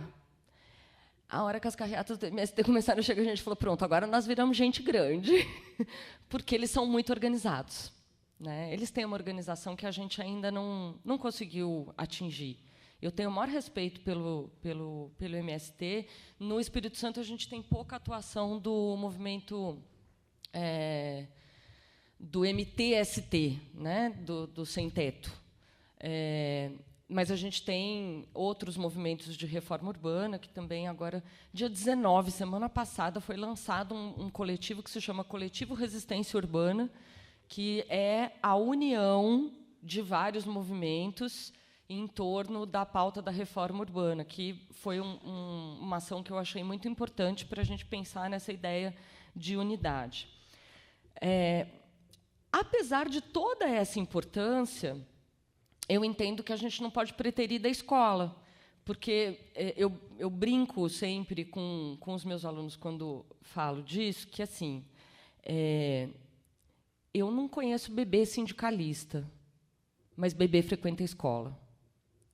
E é ali, no bebezinho, na sua primeira entrada na escola, que começa o seu processo de formação para depois ir para as resistências que a gente precisa. Então, a escola não pode ser esvaziada. E aí nós vamos ter que fazer o movimento de resistência pelo conteúdo escolar. Daí a importância da gente não permitir e da gente fazer a resistência dentro da sala de aula com o conteúdo. Então, o professor Newton Duarte tem no Individualidade para Si, no livro dele, Individualidade para Si, nas considerações finais, ele diz que a escola é um espaço socialista, mesmo que ela não saiba disso. Porque a socialização do conhecimento a transforma, a possibilita essa resistência, né? Então, eu entendo que a gente não pode abrir mão do conteúdo escolar, porque é ele que vai nos dar essa possibilidade. E aí, professor João Virgílio, eu concordo que a escola tem feito muito o papel de domesticação. O problema é que a curvatura da vara de a escola não ser domesticadora é a escola completamente liberta e esvaziada de conteúdo, que aí também ela não serve para nada, né? Então, eu não quero a escola domesticadora, mas eu também não quero essa escola pós-moderna que está se impondo e esvaziando a escola a todo preço. O que eu percebo é assim, 99,9% dos professores não entram na escola dispostos a fazer palhaçada. Eles entram com disposição para ensinar, eles entram com disposição de contribuir para a transformação social, eles entram com toda a adversidade, que, como disse aqui o Flávio, começa no transporte escolar e vai por todo o conjunto de condições objetivas de trabalho que ele tem. Ele é um corajoso, um resistente que está lá. E eu acredito que ele não faz melhor, porque na sua formação inicial e porque nas suas formações continuadas, ele não tem os elementos para fazer essa resistência. A formação de professores tem sido muito fragilizada. Eu dou aula de didática. Eu falo para os alunos, eu não tenho como dar aula de didática descolado da psicologia, dos fundamentos da educação. Psicologia, filosofia, história e sociologia. Sem esses 4 fundamentos, didática é uma coisa instrumental. Eu não trabalho com didática instrumental, então eu preciso desses elementos. Aí, quando eu pergunto a eles, bom, o que vocês estudaram na disciplina? Todas essas disciplinas acontecem antes da minha. O O que vocês estudaram em sociologia da educação, em história da educação? Eles não têm resposta, eles não lembram o que eles estudaram, o que significa que não estudou nada. Né? Quando eu pergunto sobre o Vygotsky, aquele negócio de zona de desenvolvimento. Sim, isso é o quê? Não sei não, só lembro que falou desse nome. Como é que eu começo uma disciplina de didática com um aluno que não sabe o que é área de desenvolvimento na perspectiva vygotskiana, que é a que vai trabalhar junto comigo na discussão da didática? Eu tenho que voltar lá nos fundamentos. Eu tenho que fazer um mini curso de filosofia, sociologia, história e psicologia para daí eu conseguir chegar na didática. Eu não sou professora dessas áreas, eu não sou estudiosa dessas áreas, mas eu minimamente tenho que garantir isso para os estudantes, senão não dou o próximo passo. Então, a percepção que eu tenho é de que os cursos de formação inicial estão extremamente fragilizados. Sem formação adequada, a gente não vai conseguir mudar esse quadro. Agora, eu não acho que a gente tem que ter menos escola. Eu acho que a gente tem que defender a escola com unhas e dentes, porque esse é o espaço onde a gente tem a grande massa da classe trabalhadora lá dentro. É dali que a gente tem a possibilidade de fortalecer movimento estudantil, partido, movimento social, sindicato, etc. Se eu deixar de acreditar na necessidade da escola e achar que a gente pode fechar a escola, porque elas não são importantes, porque elas não são necessárias, porque o papel que elas vêm fazendo não é importante, eu não sei o que mais a gente poderia fazer. Né? Tem uma diferença entre escola de tempo integral e escola integral. A escola tem sido de tempo integral, preterindo uma série de outras escolas para ela poder existir, e mesmo a que existe, os alunos têm meio período do conteúdo regular, que eles teriam em qualquer escola, e, no outro meio período, eles têm umas atividades mínimas de preparação para o trabalho. A escola integral da burguesia não é isso, não. Né? Assim, você vai em Vitória, uma das escolas mais elitizadas que a gente tem é o Leonardo da Vinci. Os alunos têm aula de história da arte. Os alunos têm 4 cargas horárias diferentes das disciplinas de ciências exatas. Os da escola pública têm 2. Então, assim, qual é a paridade que a gente tem aí? Né? Nenhuma. Então, não é simplesmente ter tempo integral. A gente precisa pensar na ideia de escola integral, que não é isso que tem sido pensado. E, por fim, professor João, a lei ela não obriga que tenha os 5 eixos. Então, o que vai acontecer é que vão oferecer um só. O que for mais barato, o que for mais fácil, o que for mais precarizado e o que der menos condições de transformação social. Né? Bom, acho que eram essas as questões que tinham sido colocadas. Eu acho que, talvez, eu comecei a falar do Espírito Santo, eu começo a ficar brava quando eu começo a falar dos problemas que a gente vive lá, porque a gente vive na pele, né? A gente vai com os caras para as ocupações, a gente vai com o povo para as escolas e para os movimentos e tudo mais. Aí eu vou ficando meio brava, talvez eu tenha me emocionado aqui, tenha me perdido quando falei desse movimento de resistência, que eu acho que está primariamente ligado à formação de professores para atuarem nessas escolas, para a gente não ter um esvaziamento. Agora, eu não acho que a gente pode se dar ao luxo de preterir os movimentos sociais. Se eles são tão fortalecidos, se eles são tão bons, se eles são tão fortes, então a gente tem que atuar junto com eles e por dentro deles, inclusive. Não é por acaso que o MST tem a Escola Florestan Fernandes, né?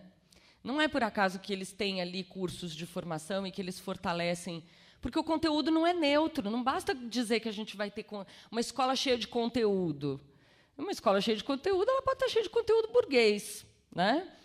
Conteúdo burguês, leia-se, não é preterir o conteúdo, não é dizer, não, esse conteúdo foi produzido pela burguesia, então nós não vamos ensinar. Não, é ensinar este conteúdo que foi apropriado privadamente pela burguesia, dando as condições de acesso a todos daquilo que não é da burguesia e que ela tomou no braço de ferro, como disse o outro colega. Né?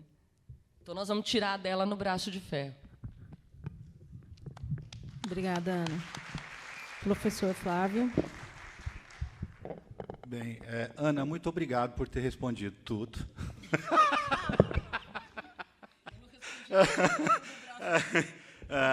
Primeiro, eu quero convidar o Márcio Cassim, no próximo evento, a fazer parte da mesa como palestrante. Será um prazer muito grande tê-lo conosco. Ótimo, ótimo. Está feito o convite e aguardo você no próximo evento para compor a mesa comigo. É sempre importante a gente estar disposto a ficar, independente de horário. Eu, por exemplo, vou enfrentar agora 8h30 de automóvel para a minha cidade, mas a gente tem que ter a preocupação de que vocês venham aqui, aqueles que, os resistentes, os persistentes, ficam. A gente tem que respeitar e considerar e agradecer a presença de vocês aqui. Portanto, entendo que é extremamente deselegante a gente encerrar, independente de horário, e não abrir para o questionamento. Agradeço muito ter pedido para que ficássemos, e esperar um pouquinho o almoço. Ninguém morre de fome, não, para falar 2 ou 3 palavras. Ao colega professor, por favor, seu nome, professor? Alexandre. Alexandre, eu acho que boa parte a minha amiga Ana Carolina já encaminhou, né?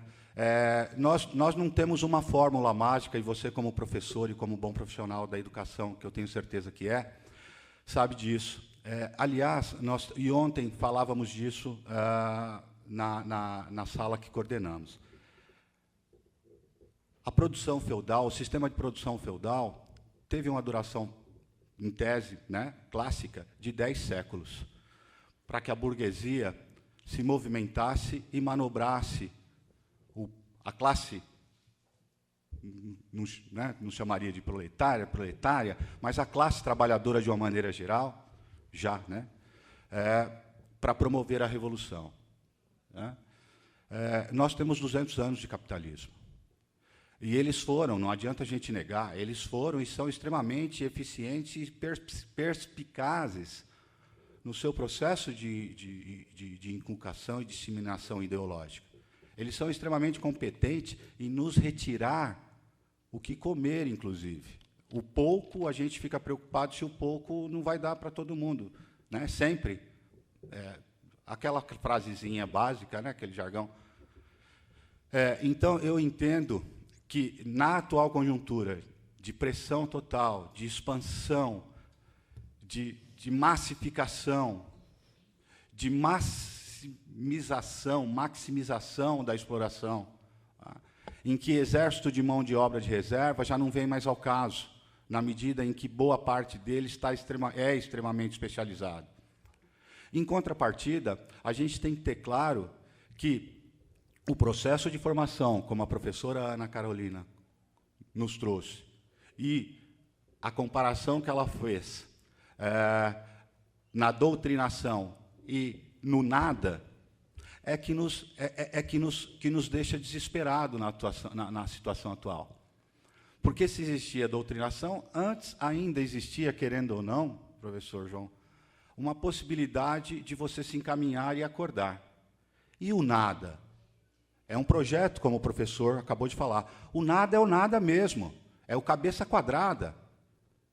Completamente vazio, completamente sem possibilidade de tomar consciência de si. O que dirá da realidade que enfrenta. Não é? Agora, eu acredito que estamos mortos? Não, em hipótese alguma.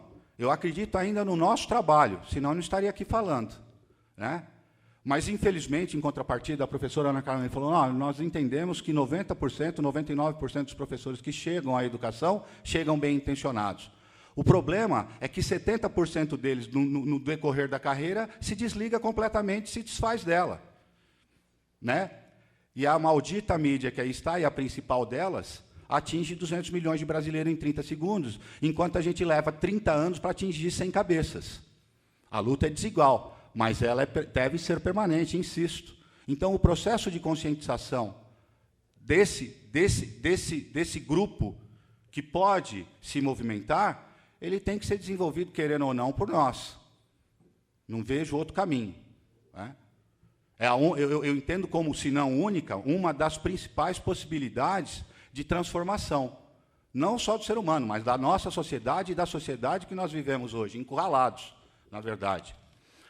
O professor Marcos Cassinha vinha falado de quais as possibilidades de movimento para a professora Ana Carolina, e eu digo a vocês, na cidade de Morrinhos, no sul goiano como um todo, a produção, a monocultura, o agronegócio é devastador.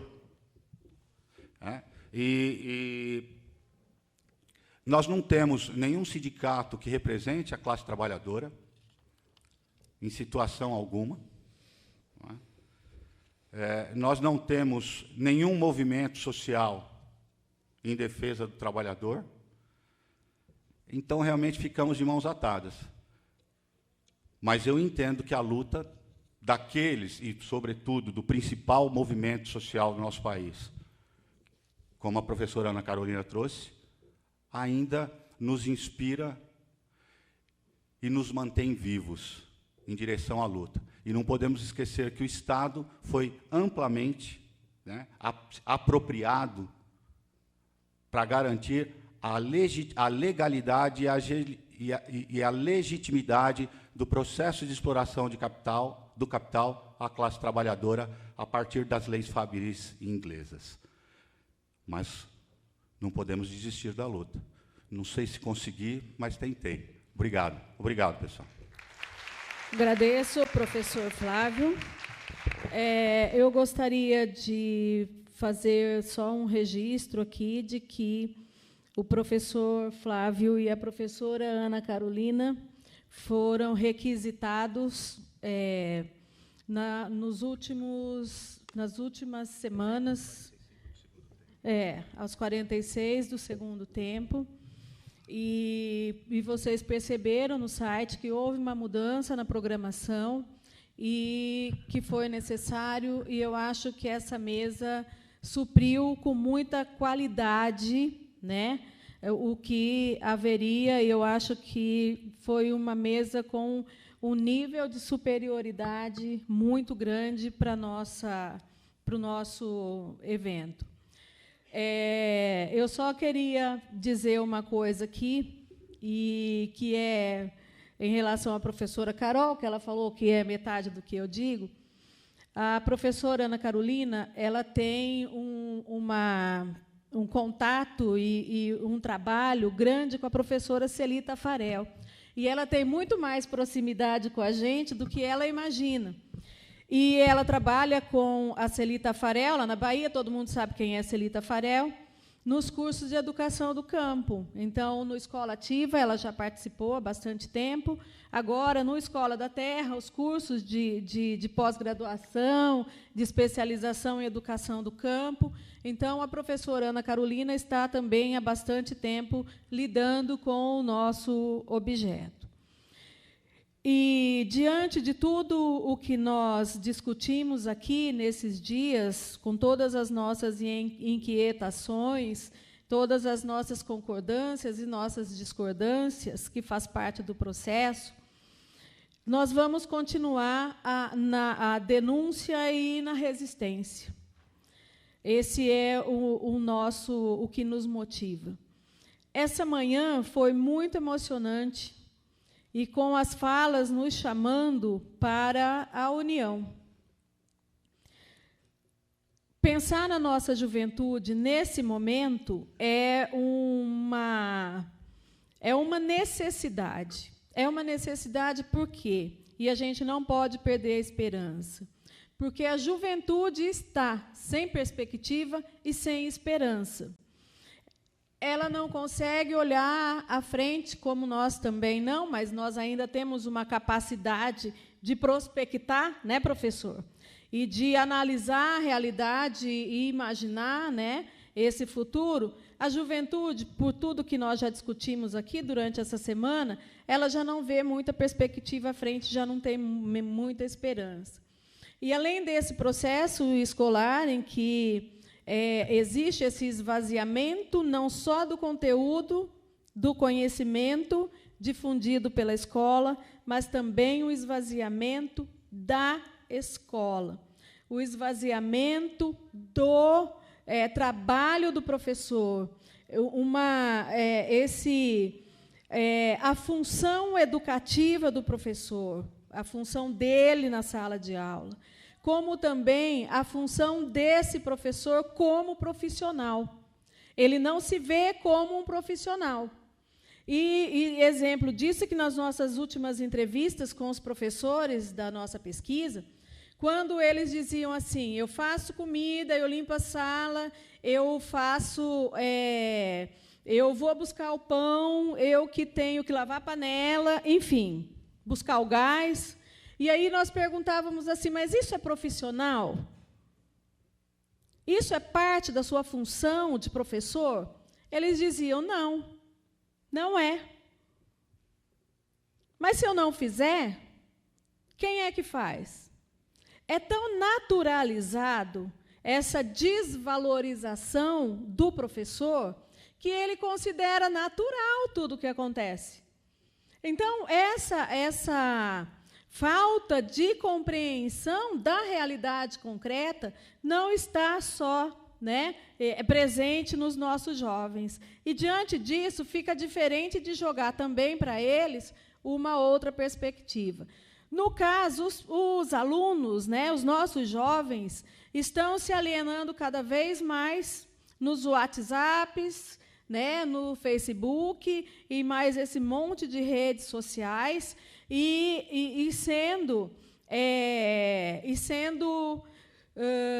como metralhado o tempo inteiro com falsas verdades, com mentiras verdadeiras, acionando e impulsionando as ações e os sentimentos mais reacionário e mais perverso que o ser humano pode ter em relação ao outro ser humano. Nós estamos passando por um momento de muito extremismo em todos os sentidos, na política, na economia, nas relações sociais, enfim, E isso só nos faz pensar aí na importância de reafirmar as nossas convicções, E como a Ana Carolina colocou aqui, a escola não é neutra, as teorias pedagógicas não são neutras. E é possível a gente ver, aí desde o início dos anos 90, eu ainda era professora de educação básica, quando nós começamos a ouvir falar do construtivismo. Nós estamos com a geração construtivista nas nossas universidades. E que geração é essa? Todo mundo aqui sabe quem são esses jovens que nós estamos encontrando aqui. Enfim, pelo que nós vimos nesse seminário, defender a educação do campo, a educação no campo, a educação rural, é assumir uma postura de crítica, de resistência, de união contra o capitalismo agrário em suas inúmeras manifestações, contra o capitalismo em todas as suas frentes, contra o neoliberalismo, contra a exploração e o aniquilamento da classe trabalhadora. Lutar contra essa hegemonia, contra a hegemonia do capital na escola, que está aí manifesto, que está presente na escola, no aprofundamento desse esvaziamento da escola e de seus conteúdos, e também aí no esvaziamento e na retirada daquilo que justifica a escola, que é transmitir um tipo de conhecimento que as outras instituições sociais não podem fazer. Ela tem uma função específica, que essa função específica também já está perdida, e quando a gente pergunta a um professor qual é o papel da sua função e o que é ser professor? É mediar o conhecimento entre o aluno, é mediar, é incentivar, é impulsionar. Ninguém fala ensinar. Então, a gente percebe o quanto que isso está se perdendo nisso tudo, Então, é lutar contra essa... E essa luta pressupõe a união da classe trabalhadora e a chamada para que os trabalhadores... E o que nós tentamos mostrar aqui nesse seminário, né, com o nosso primeiro seminário internacional, é a necessidade de que a gente faça aquilo que Marx deixou para a gente, trabalhadores do mundo inteiro univos, né? E a ideia, né, então, com essa nossa proposta, é que a gente possa pensar nisso e pensar em unir os trabalhadores, né, e aqueles que estão pensando os estudos, a educação no campo e que está defendendo a escola no mundo rural. Nessa minha pesquisa, uma coisa que chamou a atenção e que a Finlândia, até há pouco tempo, era o país que tinha o maior índice de ensino, vamos dizer assim, de aproveitamento na avaliação PISA. Mas nós vimos agora aqui que já não é mais. A Finlândia, ela tem esse maior índice, tinha, né, esse maior índice, porque a Finlândia não se dobrou a todas as reformas dos anos 80, com Thatcher, com Reagan e tudo mais, e eles continuaram com o estado de bem-estar social. Essa é uma grande diferença, né? O investimento e o que se espera para a população de um país, né? Nesse sentido, agradecer também aos professores Juan, Carlos e o professor Alfonso, e que nós possamos desenvolver, professor, ampliar as nossas relações e desenvolvermos muitos trabalhos juntos, né? Esse que seria uma forma de engrandecermos muito o nosso trabalho. E, em nome do GPEC, eu agradeço a presença de todos aqui. Agradeço também aos que nos acompanharam e que estão nos acompanhando pelas redes sociais, porque o GPEC também é um grupo progressista, e, inclusive, né, na utilização das tecnologias. E esse seminário foi muito tecnológico, né, como vocês observaram aí. A equipe que coordenou o trabalho trabalhou bastante na configuração de tudo isso. Se houve alguma falha, realmente nós pedimos que vocês compreendam. Nós estamos utilizando uma tecnologia totalmente digital, né, agora, e aí, então, pedimos perdão pelo que, porventura, possa ter acontecido. Eu parabenizo a equipe que coordenou a organização desse evento. Foi um trabalho intenso e insano, mas eu creio que valeu a pena. Nós estamos aqui, né, com um resultado que consideramos muito positivo no nosso evento.